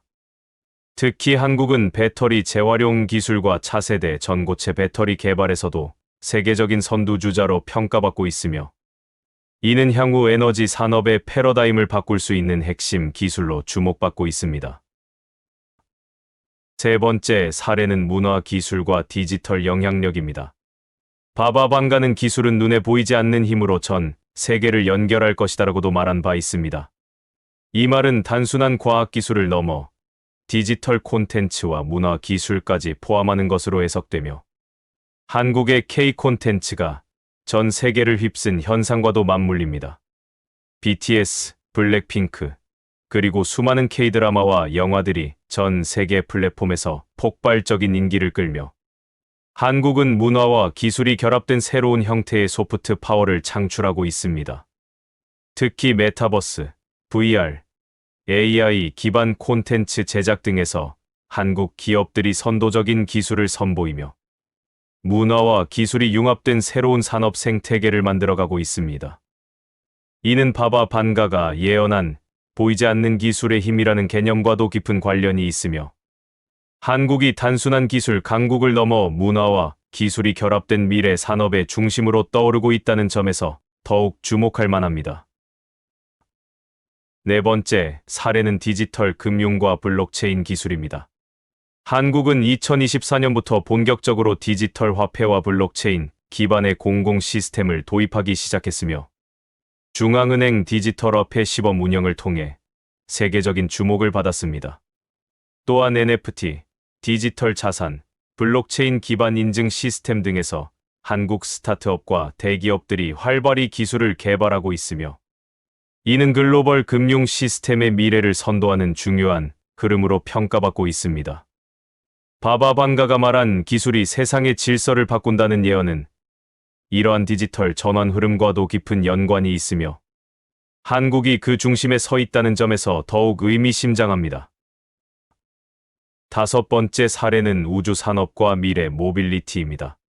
한국은 2022년 누리호 발사 성공 이후 독자적인 우주 발사체 기술을 확보하며 우주 산업에 본격적으로 진입했습니다. 2025년 현재 한국은 위성 발사, 우주 인터넷, 달 탐사 프로젝트 등 다양한 분야에서 국제 협력을 확대하고 있으며 이는 단순한 기술력 확보를 넘어 미래 산업의 주도권을 확보하기 위한 전략으로 평가받고 있습니다. 또한 도시망공 모빌리티, 자율주행차, 하이퍼루프 등 차세대 교통기술에서도 한국 기업들이 글로벌 시장을 선도하고 있으며 이는 바바반가가 말한 세계를 움직이는 기술이라는 예언과도 놀라운 일치를 보입니다. 이처럼 바바반가의 예언은 단순한 상상이 아니라 시대를 꿰뚫는 통찰로 받아들여지고 있으며 특히 한국과 관련된 예언이 현실과 놀라운 일치를 보이면서 많은 사람들의 관심을 끌고 있습니다. 물론 그녀의 예언은 대부분 상징적이고 추상적인 표현으로 구성되어 있어 해석의 여지가 많지만 동방의 작은 나라라는 표현이 지금의 한국을 지목한 것이라는 주장은 점점 더 설득력을 얻고 있습니다. 특히 1980년대 당시만 해도 한국은 개발도상국 수준에 머물러 있었고 세계의 기술의 중심이라는 표현은 상상조차 하기 어려운 일이었습니다. 그러나 지금 한국은 반도체, AI, 배터리, 디지털 콘텐츠, 블록체인, 우주 산업 등 거의 모든 첨단 기술 분야에서 세계적인 영향력을 행사하고 있으며 이는 단순한 경제적 성공을 넘어 인류의 미래를 이끄는 기술 강국으로 자리매김하고 있다는 증거입니다. 오늘의 영상은 어떠셨나요? 댓글로 좋은 의견을 부탁드리고 더 많은 미스터리를 원하신다면 구독과 좋아요, 알림 설정으로 함께해 주십시오. 지금까지 미스테리함 채널이었습니다. 감사합니다. 진짜로 맞아버린 세 번째 예언. 정감록의 십승지 예언과 자연재해 회피. 안녕하십니까. 오늘도 미스테리함 인사드립니다. 최근 진짜로 맞아버린 예언 5가지를 소개해드리고 있는데 오늘은 세 번째 예언을 소개해드리도록 하겠습니다. 아무래도 한국인들에게는 익숙한 정감록에 관련한 예언입니다. 물론 해석에 따른 차이가 있을 수는 있다고는 하지만 그럼에도 수많은 전문가들이 공통적으로 한 목소리로 정감록의 예언을 거론할 때 반드시 빠지지 않고 등장하는 예언들이 있습니다. 오늘은 그 예언들에 관 좀 더 자세히 소개해드리도록 하겠습니다. 만약 내일 서울이 물에 잠기고 부산이 무너지고 대전이 불타오른다면 당신은 어디로 도망치시겠습니까? 조선 후기의 고서 정감록은 이미 200년 전에 그 해답을 남겼습니다. 이 책은 단순한 연서가 아니라 조선 백성들이 실제로 목숨을 걸고 따라간 생존 매뉴얼이었습니다. 그리고 그 중심에는 십승지라는 개념이 있습니다. 십승지란 10곳의 승지, 즉 10군데에 살아남을 수 있는 땅이라는 뜻입니다. 이곳들은 단순히 아름다운 자연을 가진 곳이 아니라 전쟁, 기근, 역병, 천재지변 속에서도 살아남을 수 있는 조건을 갖춘 장소로 기록되어 있습니다. 놀랍게도 이 십승지 중 일부는 현대의 자연재해에서도 실제로 피해가 적었던 지역과 일치합니다. 예를 들어 2005년 태풍 나비가 한반도를 강타했을 때 경북 봉화 지역은 인근 도시들과 달리 큰 피해 없이 지나갔습니다. 이 지역은 정감록에서 언급된 십승지 중 하나로 산세가 깊고 물길이 안정적이며 외부와 단절된 구조를 가지고 있습니다. 또 2016년 경주 지진 당시 강원도 평창은 진동이 거의 느껴지지 않았고 주민 피해도 없었습니다. 이 지역 역시 십승지로 기록된 곳 중 하나입니다. 2020년에는 코로나19가 전 세계를 강타했지만 강원도 인제와 충북 제천 같은 십승지로 알려진 지역들은 상대적으로 확진자 수가 적었고 외부 유입이 제한되면서 방역이 수월했던 사례도 있습니다. 정감록은 단순히 어디가 안전하다는 정보를 넘어서 왜 그곳이 안전한지에 대한 지리적, 환경적 이유까지 설명하고 있습니다. 산이 병풍처럼 둘러싸여 있고 물이 맑고 깊으며 외부 침입이 어려운 구조를 가진 곳이 십승지의 핵심 조건입니다. 조선 후기에는 실제로 많은 사람들이 이 책을 믿고 십승지를 찾아 떠났으며 일부는 그곳에 정착해 후손을 남기기도 했습니다. 특히 병자호란 이후 민심이 극도로 불안해지면서 정감록은 민간에서 폭발적인 인기를 끌었고 십승지는 최후의 피난처로 여겨졌습니다. 당시 사람들은 정감록을 단순한 예언서가 아닌 생존을 위한 지침서로 받아들였고 실제로 십승지로 떠나는 이주 행렬이 이어졌습니다. 현대에도 이 개념은 재조명되고 있습니다. 기후변화, 지진, 전염병, 전쟁 등 다양한 위협이 현실화되면서 십승지에 대한 관심은 다시 높아지고 있습니다. 일부 생존주의자들은 실제로 십승지로 알려진 지역의 땅을 사거나 은둔형 거주지를 마련하고 있으며 유튜브나 커뮤니티에서는 정감록 생존법이라는 키워드로 다양한 정보가 공유되고 있습니다. 예를 들어 전북 무주 지역은 십승지 중 하나로 꼽히며 최근 10년간 산불, 홍수, 지진 피해가 거의 없었고 기후도 안정적이며 인구 밀도도 낮아 생존에 유리한 조건을 갖추고 있습니다. 또 충북 제천, 강원도 인제, 경남 합천 등도 십승지로 언급되며 실제로도 자연재해에 강한 지역으로 평가받고 있습니다. 정감록은 또한 단순한 지리 정보 외에도 새로운 왕조가 등장할 것이다, 북쪽에서 재앙이 시작될 것이다 같은 정치적 예언도 담고 있어 당시 민중의 불안과 희망을 동시에 반영한 문서로 평가받습니다. 이 책은 금서로 지정되기도 했지만 민간에서는 몰래 필사되어 널리 퍼졌고 일부는 가족 대대로 보관하며 위기 때마다 참고했다고 전해집니다. 십승지라는 개념은 단순한 도피처가 아니라 인간이 자연과 조화를 이루며 살아갈 수 있는 공간으로 묘사됩니다. 산과 물, 바람과 땅이 균형을 이루는 곳, 외부의 혼란과 단절된 평화로운 공간, 그것이 바로 십승지입니다. 오늘날에도 우리는 이런 공간을 찾고자 합니다. 도시의 소음과 위험에서 벗어나 안전하고 평화로운 삶을 꿈꾸는 사람들에게 정감록은 여전히 유효한 메시지를 던지고 있습니다. 물론 모든 예언을 맹신할 필요는 없습니다. 하지만 과거의 기록이 현재와 맞닿아 있을 때 우리는 그 안에서 의미를 찾게 됩니다. 정감록의 십승지는 단순한 전설이 아니라 실제로 존재하는 공간이며 수백 년 전부터 사람들의 생존 본능을 자극해온 장소입니다. 정감록이 말하는 십승지의 조건은 단순히 지리적 요소에만 국한되지 않습니다. 그곳에 사는 사람들의 공동체 의식, 자급자족이 가능한 환경, 외부와의 적절한 거리, 그리고 자연과의 조화로운 삶이 모두 포함되어 있습니다. 예를 들어 강원도 인제는 산과 계곡이 어우러진 지형으로 외부와의 접근이 쉽지 않지만 내부에는 풍부한 자원과 맑은 물이 흐릅니다. 이곳은 실제로도 많은 사람들이 귀촌을 선택하는 지역 중 하나이며 최근에는 생태마을이나 공동체 마을이 조성되며 십승지의 현대적 해석이 이루어지고 있습니다. 또한 충북 제천은 예로부터 약초가 풍부하고 산과 호수가 어우러진 지역으로 알려져 있습니다. 이곳은 조선시대에도 은둔지로 선택되었고 지금도 자연 치유와 힐링을 목적으로 많은 사람들이 찾는 곳입니다. 이처럼 십승지는 단순한 피난처가 아니라 인간이 자연과 함께 살아갈 수 있는 지속 가능한 삶의 공간으로 해석될 수 있습니다. 정감록은 또한 임금이 바뀌고 새로운 세상이 열린다는 예언을 통해 단순한 재난 회피가 아닌 새로운 질서와 희망의 메시지를 담고 있습니다. 이러한 점에서 정감록은 단순한 미신이나 전설이 아니라 당시 민중의 집단적 무의식과 생존 본능이 만들어낸 지혜의 산물이라 할 수 있습니다. 오늘날 우리는 다시금 정감록을 꺼내 들고 있습니다. 기후위기, 전염병, 전쟁, 경제, 불안정 등 현대 사회의 불확실성 속에서 사람들은 다시 어디가 안전한가를 고민하고 있습니다. 정감록은 그 해답을 단순히 지리적 위치로만 제시하지 않습니다. 그것은 어떻게 살아야 하는가, 어디에서 살아야 하는가, 무엇을 준비해야 하는가에 대한 총체적인 생존 철학을 담고 있습니다. 이제 우리는 묻습니다. 만약 내일 모든 것이 무너진다면 당신은 어디로 향하시겠습니까? 정감록은 말합니다. 십승지를 찾아라. 그곳에 길이 있다. 정감록의 십승지 개념은 단순한 민간 신앙이나 예언서의 일부로 치부되기에는 지나치게 정교한 지리적 분석과 생존 전략을 담고 있으며 이는 당시 조선 사회의 불안정한 정치 상황과 반복되는 자연재해, 전염병, 전쟁 등 복합적 위기 속에서 민중이 스스로 생존을 모색한 결과물로 평가됩니다.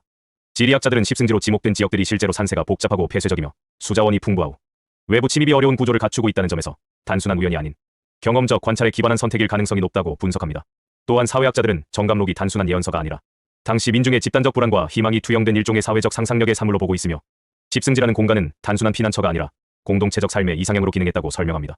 현대 재난관리 전문가들은 십승지의 조건이 오늘날의 재난 회피 전략과도 유사하다는 점에 주목하며 고지대, 저밀도, 자급자족 가능성, 외부와의 단절성 등은 실제로 위기 상황에서 생존율을 높이는 핵심 요소라고 강조합니다. 특히 최근 기후 위기와 팬데믹 이후 십승지 개념은 단순한 역사적 유산이 아니라 현대적 생존 전략으로 재해석될 수 있는 가능성을 지닌다고 평가되며 일부 지역은 실제로 십승지의 조건을 갖춘 생태마을이나 자립형 공동체로 발전하고 있다는 점에서 정감록이 단순한 과거의 문서가 아니라 미래를 위한 힌트를 제공하는 자료로도 활용될 수 있다고 전문가들은 말합니다. 오늘의 영상은 어떠셨나요? 댓글로 좋은 의견을 부탁드리고 더 많은 미스터리를 원하신다면 구독과 좋아요, 알림 설정으로 함께해 주십시오. 지금까지 미스테리함 채널이었습니다. 감사합니다. 진짜로 맞아버린 네 번째 예언. 에드가 케이시의 동아시아 중심 이동 예언. 안녕하십니까. 오늘도 인사드리는 미스테리함입니다. 역시 오늘도 시리즈인 진짜로 맞아버린 5가지 예언 중에서 네 번째 예언을 소개해드리도록 하겠습니다. 그 유명한 참자는 예언가 에드가 케이시입니다. 이미 수차례 소개해드렸기 때문에 식상할 수도 있겠지만 그럼에도 끊임없이 반복적으로 소개해드리는 것은 그만큼 중요한 예언들이 많다는 증거가 아닌가 싶은 마음에 오늘도 열심히 소개해드리고자 바로 시작하겠습니다. 에드가 케이시는 20세기 초 미국에서 활동한 예언가로 잠자는 예언자라는 별명을 가지고 있으며 트랜스 상태에서 미래를 예언하고 질병을 진단하며 개인의 전생까지도 언급했다고 알려져 있습니다. 그는 생전에 14,000권 이상의 리딩을 남겼으며 그중 일부는 지금도 미국 버지니아 비치에 위치한 ARE 기록 보관소에 보존되어 있습니다. K씨의 예언은 주로 미국과 유럽, 그리고 세계의 정치 경제적 변화에 집중되어 있었지만 놀랍게도 동아시아에 대한 예언도 남겼습니다. 특히 그는 지구의 지축 이동과 해수면 상승, 대규모 자연재해 이후 세계의 중심이 동아시아로 이동할 것이라고 말했습니다. 이 예언은 단순한 상상이 아니라 지구 물리학적 변화와 인류 문명의 재편이라는 맥락에서 제시된 것이며, K씨는 일본이 바다에 잠기고 한국과 중국 일부가 새로운 중심지로 부상할 것이라고 구체적으로 언급했습니다. 그는 일본의 대부분은 한순간에 바다 속으로 사라질 수 있으며 아시아 해안선은 완전히 재편될 것이다라고 말했습니다. 이 말은 당시에는 황당한 이야기처럼 들렸지만 최근 들어 지진, 해일, 기후 변화 등으로 인해 실제로 일본의 해안 도시들이 침수 위험에 놓이면서 다시 주목받고 있습니다. 실제로 2011년 일본 도호쿠 대지진과 쓰나미는 K씨의 예언을 떠올리게 했습니다. 당시 후쿠시마 원전 사고까지 이어지며 일본은 큰 충격을 받았고 해안선 일부가 침식되거나 지형이 바뀌는 현상이 관측되었습니다. 또 다른 사례로는 2023년 중국 동부 해안에서 발생한 대규모 홍수와 지반 침하 현상입니다. 이 지역은 K씨가 언급한 지형 변화가 일어날 곳 중 하나로 실제로 수십만 명이 대피하고 도시 일부가 물에 잠긴 사건이 발생했습니다. 그리고 한국은 상대적으로 안정적인 지형과 기후 덕분에 이러한 재난에서 비교적 안전한 모습을 보여주고 있으며, 이는 K씨가 말한 새로운 중심지로서의 조건과도 일치합니다. K씨는 한국에 대해 직접적으로 새로운 질서가 시작될 때 이 땅은 중요한 역할을 하게 될 것이다라고 말한 것으로 전해지며, 이는 단순한 지리적 안전성뿐 아니라 문화적, 정신적 중심지로서의 가능성을 암시하는 내용으로 해석됩니다. 그렇다면 왜 동아시아일까요? K씨는 지구의 자전축이 이동하면서 기존의 중심지였던 미국과 유럽이 큰 피해를 입고 상대적으로 안정된 동아시아가 새로운 문명의 중심이 될 것이라고 설명했습니다. 그는 특히 한국과 중국 일부 지역이 산과 물, 기후, 인구 밀도, 문화적 기반 등 여러 요소에서 새로운 시대를 이끌 수 있는 조건을 갖추고 있다고 보았습니다. 이러한 예언은 단순한 지리적 이동이 아니라 인류의 의식과 가치관이 변화하면서 새로운 중심이 등장한다는 철학적 메시지를 담고 있습니다. K씨는 새로운 시대는 동쪽에서 시작된다는 말을 남겼으며, 이는 단순한 방향이 아니라 동양의 정신성과 공동체 중심의 가치가 세계를 이끌게 될 것이라는 의미로 해석됩니다. 현대에 들어서면서 이러한 예언은 단순한 흥미거리를 넘어서 실제로 전략적 분석의 대상으로도 활용되고 있습니다. 예를 들어 미국의 일부 싱크탱크에서는 동아시아의 경제력, 기술력, 인구 구조 등을 분석하며 향후 50년간 세계의 중심이 아시아로 이동할 가능성을 제시하고 있습니다. 또한 기후 변화에 따른 해수면 상승 시뮬레이션에서도 일본, 미국 해안 도시들이 침수 위험에 놓이는 반면 한국 내륙 지역은 상대적으로 안전하다는 결과가 나오고 있습니다. 이는 K씨의 예언과 놀라울 정도로 일치하는 부분입니다. 에드가 K씨의 예언은 단순한 미래 예측이 아니라 인류가 어떤 방향으로 나아가야 하는지에 대한 철학적 메시지를 담고 있습니다.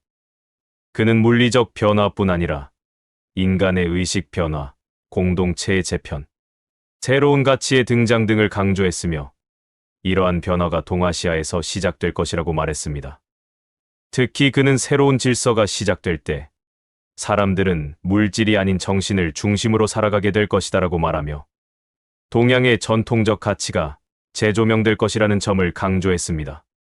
이는 단순한 지리적 중심 이동이 아니라 인류 문명의 방향 전환을 의미하는 것으로 오늘날에도 많은 사람들이 이 예언을 다시 꺼내들고 있습니다.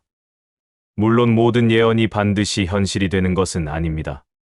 하지만 놀라운 점은 K씨가 남긴 수많은 예언 중 일부가 실제로 역사적 사건과 일치했다는 것입니다. 그는 세계 2차 대전, 대공황, 소련의 몰락 등을 예언했고 그 중 상당수가 적중했습니다. 그렇기 때문에 그의 동아시아 중심 이동 예언 역시 단순한 상상이 아니라 실제로 주목할 만한 내용으로 평가받고 있습니다.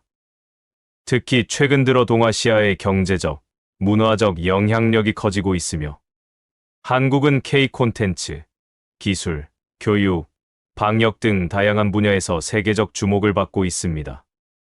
이는 K씨가 말한 새로운 중심지로서의 조건과도 일치합니다. 결국 에드가 K씨의 예언은 우리에게 하나의 질문을 던집니다. 만약 내일 세계의 질서가 바뀐다면 우리는 준비되어 있는가? 그는 단순히 미래를 예언한 것이 아니라 인류가 어떤 방향으로 나아가야 하는지를 제시한 것입니다. 동아시아, 특히 한국이 새로운 중심이 된다면 우리는 그 책임을 어떻게 감당해야 할까요? 오늘날 우리는 그 예언의 한가운데에 서 있는지도 모릅니다. 그리고 그 변화는 이미 시작되었을지도 모릅니다. 에드가 K씨의 동아시아 중심 이동 예언은 단순한 초현실적 상상이 아니라 당시 지질학적 변화와 인류 문명 재편에 대한 통찰로 해석될 수 있으며 지구물리학자들은 K씨가 언급한 지축 이동과 해수면 상승 가능성을 현대, 기후 모델과 비교 분석하며 일부 지역의 침수 위험과 지형 변화 가능성을 실제로 경고하고 있습니다. 특히 일본 해안선의 침식과 지반 불안정성은 K씨의 예언과 유사한 경향을 보이고 있으며 한국과 중국 내륙 지역은 상대적으로 안정된 지형과 기후 조건을 갖추고 있어 미래의 거주지로서 전략적 가치가 높다는 평가를 받고 있습니다. 사회문화학자들은 K씨가 동아시아를 새로운 중심지로 지목한 배경에는 단순한 지리적 안전성뿐 아니라 공동체 중심의 가치, 정신적 전통, 문화적 연속성이 반영되어 있다고 분석하며 이는 서구 중심의 물질 문명에서 동양적 가치로의 전환을 상징하는 예언으로도 해석됩니다. 또한 미래학자들은 K씨의 예언을 현대적 맥락에서 재조명하며 기술 발전과 글로벌 권력 이동, 인구 구조 변화 등을 고려할 때 동아시아가 경제 문화 정신적 중심으로 부상할 가능성은 충분히 현실적인 시나리오라고 평가하고 있으며 이는 단순한 예언이 아닌 인류 문명의 방향성에 대한 철학적 제안으로 받아들여지고 있습니다. 오늘의 영상은 어떠셨나요? 댓글로 좋은 의견을 부탁드리고 더 많은 미스터리를 원하신다면 구독과 좋아요, 알림 설정으로 함께해 주십시오. 지금까지 미스테리함 채널이었습니다. 감사합니다. 진짜로 맞아버린 5번째 예언. 타츠키류의 일본 재해와 한국 영향력 확대 예언. 안녕하세요. 미스테리함 인사드립니다. 오늘은 진짜로 맞아 5가지 예언 시리즈 중에서 마지막 시리즈가 되겠습니다. 한동안 언론에서도 시끌벅적했던 일본의 만화가 예언가인 타츠키류에 관련된 예언입니다. 물론 아시는 분들은 아시겠지만 혹시라도 처음 듣거나 알아도 자세한 내막을 모셨던 초보 미스터리맨들을 위하여 준비하였으니 끝까지 재미있게 시청 바라며 지금 바로 시작하겠습니다. 타츠키류는 일본의 만화가이자 예언가로 알려진 인물로 그녀가 남긴 예언 중 가장 충격적인 것은 바로 2011년 동일본 대지진을 정확히 예측했다는 사실입니다.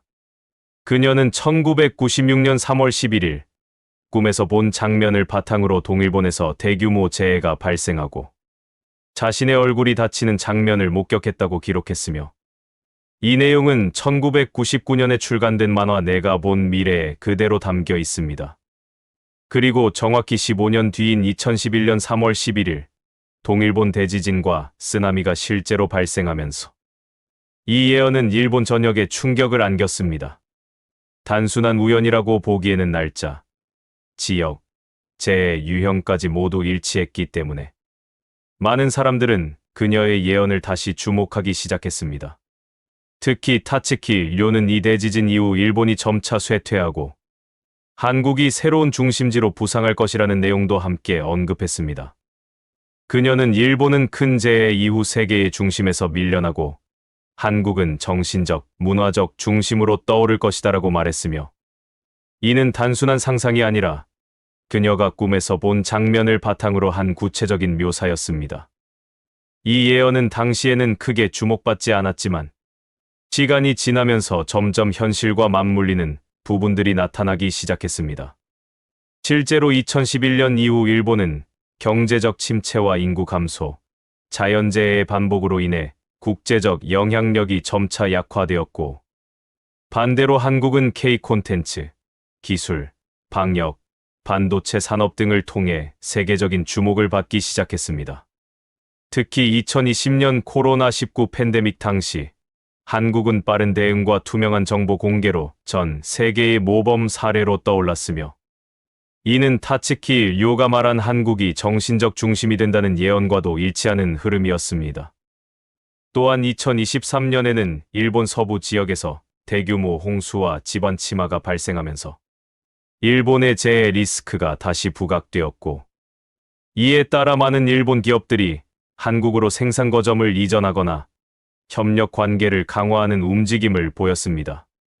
이 역시 타츠키 료가 언급한 일본의 붕괴 이후 한국의 부상이라는 흐름과 맞닿아 있는 부분입니다.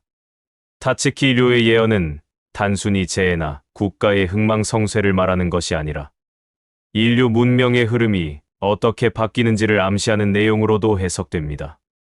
그녀는 새로운 시대는 동쪽에서 시작된다는 말을 남겼으며, 이는 단순한 지리적 이동이 아니라 동양의 가치와 정신이 세계를 이끌게 될 것이라는 의미로 받아들여지고 있습니다. 특히 그녀는 한국에 대해 작지만 강한 나라, 정신이 깨어있는 민족이라고 표현했으며, 이는 단순한 칭찬이 아니라 미래의 중심지로서의 자격을 갖춘 나라라는 의미로 해석됩니다.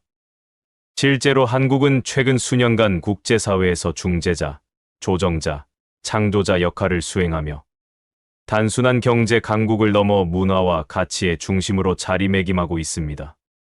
이는 타츠키 료가 말한 정신적 중심이라는 표현과도 정확히 일치합니다. 또한 그녀는 2025년 7월, 일본에 또 한 번의 대재앙이 닥칠 것이라는 예언을 남겼습니다. 이 예언은 현재 빗나간 예언이 되었으나, 그녀는 그 시기가 잘못되었다고 하여 또다시 새로운 날짜가 될 것이라는 두려움이 남아있다고 합니다. 일부 언론과 학자들은 실제로 난카이 해역에서 대지진이 발생할 가능성을 경고하고 있습니다. 일본 정부 역시 이 지역에 대한 지진 대비 훈련을 강화하고 있으며, 이는 단순한 예언이 아니라 과학적 분석과도 일치하는 부분입니다. 만약 이 예언이 현실화된다면 일본은 다시 한번 큰 충격을 받을 것이고, 그 여파는 한국을 포함한 동아시아 전체에 영향을 미칠 수밖에 없습니다. 하지만 타츠키 료는 이 재해 이후 한국이 더욱 중요한 역할을 하게 될 것이라고 말했으며, 이는 단순한 피해 회피가 아니라 새로운 질서를 이끄는 주체로서의 전환을 의미합니다. 타츠키 료의 예언이 단순한 초능력적 현상으로 받아들여지기보다는 사회적 직관과 시대 흐름을 반영한 상징적 메시지로 해석될 수 있다는 점에서 심리학자들은 그녀의 꿈, 기반 예언이 무의식적 정보 처리와 직관적 통합의 결과일 가능성을 제시하며, 인간의 뇌가 수많은 환경적 단서와 사회적 분위기를 종합해 미래의 가능성을 꿈이라는 형태로 표현할 수 있다고 설명합니다. 특히 그녀가 동일본 대지진을 예측한 날짜와 재해 유형, 지역까지 구체적으로 일치시킨 점은 단순한 우연으로 보기 어려우며, 이는 예지몽의 사례로 자주 인용되지만 일부 인지과학자들은 이를 고도의 패턴 인식 능력과 사회적 감수성의 결과로 분석합니다. 한편 재난사회학자들은 동일본 대지진 이후 일본 사회가 겪은 구조적 변화와 국제적 위상 약화, 그리고 한국의 문화기술 외교적 부상이라는 흐름이 예언과 유사하게 전개된 점에 주목하며, 이는 예언이 당시 사회의 불안과 희망을 반영한 집단적 상상력의 표현일 수 있다고 평가합니다. 지리정치학자들은 일본의 자연재해 리스크와 한국의 상대적 안정성이 글로벌 자본과 기업의 이동에 영향을 미치고 있으며, 실제로 일본 기업들이 한국으로 생산 거점을 이전하거나 협력 강화를 추진하는 사례가 늘고 있다는 점에서 타츠키 료가 언급한 중심 이동이라는 흐름이 단순한 상상이 아니라 현실적 전략과도 연결된다고 분석합니다.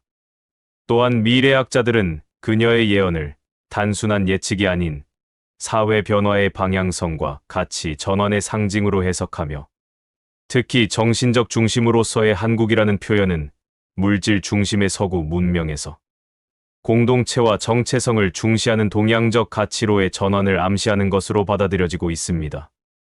이러한 관점에서 전문가들은 타츠키 료의 예언이 단순한 초자연적 현상이 아니라 시대적 흐름과 인간의 집단 무의식이 만들어낸 통찰의 결과일 수 있으며, 이를 통해 우리는 미래 변화에 대한 감각과 준비의 중요성을 다시금 되새겨야 한다고 말합니다. 그녀의 예언은 단순한 공포 조장이 아니라 변화에 대한 경고이자 준비의 메시지로 받아들여져야 합니다. 실제로 그녀는 미래는 정해진 것이 아니라 준비된 자에게 열린다는 말을 남겼으며, 이는 예언을 맹신하라는 것이 아니라 변화의 흐름을 읽고 대비하라는 의미로 해석됩니다. 한국은 지금 그 변화의 중심에 서 있으며, 앞으로 어떤 선택을 하느냐에 따라 진짜 중심이 될 수도, 또 다른 위기를 맞을 수도 있습니다. 타츠키 료의 예언은 단순한 만화 속 이야기로 끝나지 않았습니다. 2011년 동일본 대지진을 정확히 예측한 그녀의 기록은 여전히 살아있으며, 2025년 7월이라는 시간은 점점 가까워지고 있습니다. 그리고 그 예언 속에는 한국이라는 이름이 분명히 등장합니다. 이제 우리는 묻습니다. 만약 그 예언이 또다시 현실이 된다면 우리는 준비되어 있을까요? 오늘의 영상은 어떠셨나요? 댓글로 좋은 의견을 부탁드리고, 더 많은 미스터리를 원하신다면 구독과 좋아요, 알림 설정으로 함께해 주십시오. 지금까지 미스테리함 채널이었습니다. 감사합니다.